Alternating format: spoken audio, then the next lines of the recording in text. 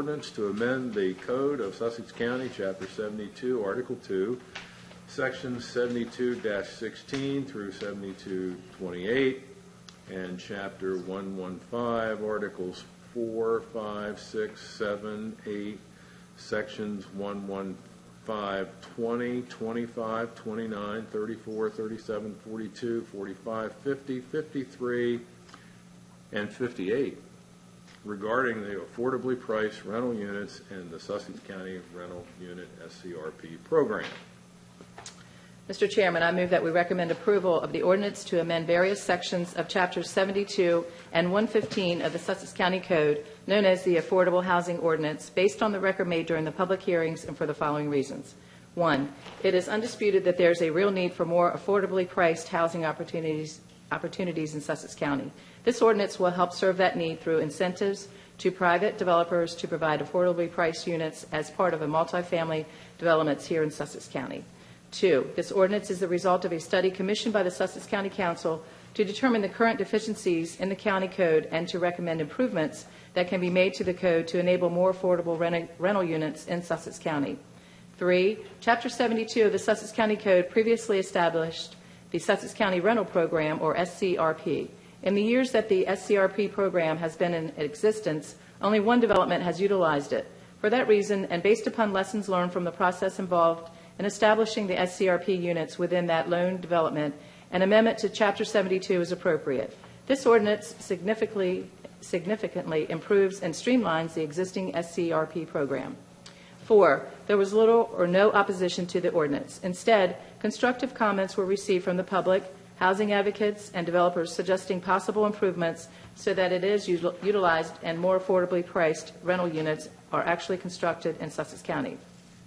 5, by creating a buy right process for multifamily developments that provide at least 30% affordably priced rental units, the uncertainty associated with a rezoning or conditional use is eliminated. 6, as stated in the whereas clauses of the ordinance, this type of amendment was described in Sussex County's comprehensive plan and its goals, objectives, and strategies. 7, the affordable rental units created by operation of this ordinance will be monitored by Sussex County's Community Development and Housing Department to ensure that they are occupied by and available to qualifying households. 8, this ordinance promotes the health, safety, and welfare of current and future Sussex County residents by enabling the creation of more affordably priced rental units in Sussex County. 9, this recommendation is subject to the following suggested improvements to the ordinance. A, in sections 2, 4, 6, 8, and 10 of the ordinance, the listing of appropriate areas designated on the future land use map for the affordably priced units shall include the commercial area in addition to the town center, developing area, and coastal area as currently required in the ordinance. Commercial area locations that are appropriate for affordably priced rental units because they are adjacent to major roadways, near dart routes, and by their nature are employment centers. B, in sections 2, 4, 6, 8, and 10 of the ordinance, council should consider reducing the open space requirements from 50% to 30%. I am concerned that the 50% open space requirement in the ordinance as introduced is too limiting and will inhibit the creation of new affordable housing opportunities. C, in sections 2, 4, 6, 8, and 10 of the ordinance, the setback requirements should be revised so that they state that if the proposed buildings do not exceed 42 feet in height, which is the current maximum height for building in these zoning districts, then the setback shall only be 50 feet, which is what is currently required by code. If the building heights exceed 42 feet up to the maximum of 52 feet as provided in the ordinance, then the greater setback of 100 feet shall be required as currently stated in the introduced version of the ordinance. D, in sections 2, 4, 6, 8, and 10, the requirement for proximity to DART routes should be amended so that the development can also occur in a location where DART certifies in writing that a DART route will be established within 3 years from the date of the final site plan approval for the development, or the developer obtains a written commitment from DART that it will serve the development no later than when 50% of the leasable units are fully constructed and ready for occupancy. Second. Okay, it's been moved and seconded to recommend approval of an ordinance to amend the Code of Sussex County, Chapter 72, various sections, all known as the affordably priced rental units, and Sussex County Rental Unit Program for the reasons and with the suggested improvements stated in the motion. Ms. Hoy Stevenson, how do you vote? I vote no. While I agree that there is a need for more workforce and affordable housing in the eastern part of the county, and I appreciate the effort put into this ordinance, I see this as doing little to resolve the actual problems of affordable rental housing in the county. In fact, it could actually exacerbate other problems that already exist. For every 3 units it would create of affordable housing, it would also create another 7 units of market rate housing. Those 7 units, and indeed the entire 10 units, would contribute to the already overburdened road system of the county and create more congestion and dangerous situations. Yes, I understand the requirement for it to be near a bus route or what might become a bus route, but the reality is that most, if not all, of the people moving to these apartments would be using their own automobiles to get around on a regular basis, and much of that driving would probably be on 2-lane country roads, as they are often called, where there are little or no shoulders. The by rights feature that is said to be needed to make this ordinance work could allow high-density apartment buildings to be built within otherwise low-density housing areas without allowing for input from those people already living in those areas. Under this ordinance, my understanding is that someone could build an apartment building on a 1-acre lot in AR zoning. We don't even allow duplexes in this zoning, but now we could have an apartment building. The map areas where these units would be allowed is too broad. The coastal area and the developing areas encompass much of the county. An apartment building could crop up almost anywhere under this ordinance, keeping it within the town center area or possibly creating a new designation on the comprehensive plan maps could keep this type of high density closer to areas already developed areas where there would be possibilities for walking, biking, and using public transportation on a more regular basis. I believe this ordinance would provide very little in the way of affordable workforce housing.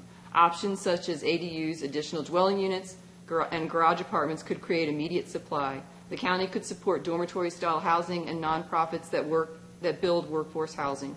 The county could also create incentives such as waivers on height restrictions to allow companies to provide housing on top of new business construction. The county could even upzone areas where there is already affordable housing development so that more of that housing could be built as infill.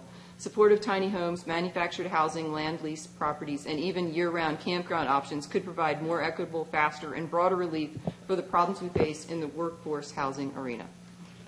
That is my motion. That is why I'm voting no. Okay. Those are your words. Mr. Hopkins, how do you vote?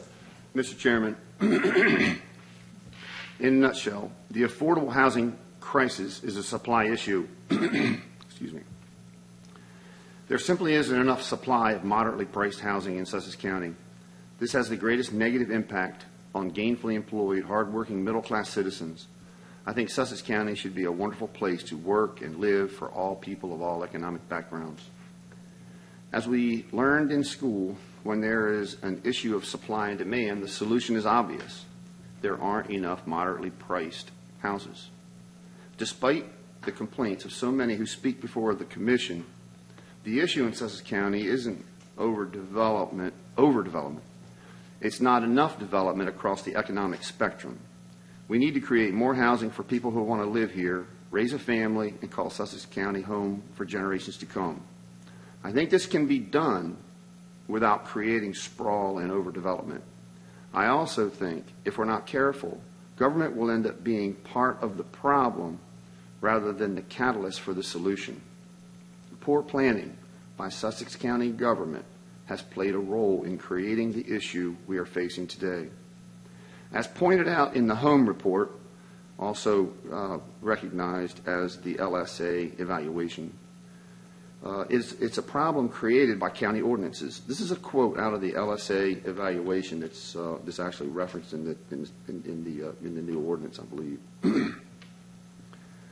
The restrictive land use and zoning code in Sussex County, born out of efforts to reduce traffic congestion, promote environmental stewardship, preserve the county's agricultural landscape, and or reduce strain on infrastructure, is setting rules and regulations that place limits on the number and type of housing units that can be built in areas of the county that have been designated for growth. The quote continues, while well-intentioned, the zoning code is inadvertently placing upward pressure on housing prices and exacerbating the same policies the restrictions are working to address. Low-density, single-use developments increase traffic congestion, lengthen commutes to work, increase cost of installing new infrastructure, and promote the degradation of even more land from sprawl and development. End of quote. The combination of low-density policies, lack of undeveloped inventory in all residential districts except AR, overlay restrictive bulk standards, and an arbitrary land use decision, making processes have left middle class and financially disadvantaged citizens out in the cold. To quote President Ronald Reagan, "Government is not the solution, government is the problem." It is a government-caused problem that has grown over time to a crisis. According to the 2019 final home report, approximately 50% of our workforce can only afford a home that costs $250,000 or less. As of today, there aren't many of those to be found. The county recognized affordable housing was an issue back in 2008. This effort failed miserably, so much so that it amazes me it took 10 years to recognize the failure. Even after the 2018 Comprehensive Plan review highlighted the growth crisis, it has taken the county 4 more years to move forward with a partial solution that doesn't offer a fee simple purchase option. In other words, home ownership. It's noteworthy that home ownership is the single largest store of wealth in the United States. Ignoring this crisis for so long and then only offering a partial solution indicates either the county government simply doesn't care or it is a governing body that willfully discriminates against its middle class and lower income citizens. Even the proposed partial solution was drafted with the intent to limit its success. A proposed 100-foot setback, really?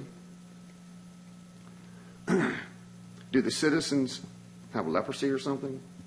A draft 50% open space requirement, a requirement which reduces the economic viability of the project, a draft with an arbitrary cap of 12 units per acre, even if the project could achieve higher density while adhering to building setbacks and bulk standards, a draft requiring a specific building footprint rather than allowing builders design flexibility, rather allowing the builders the design flexibility which might make the project more economically feasible.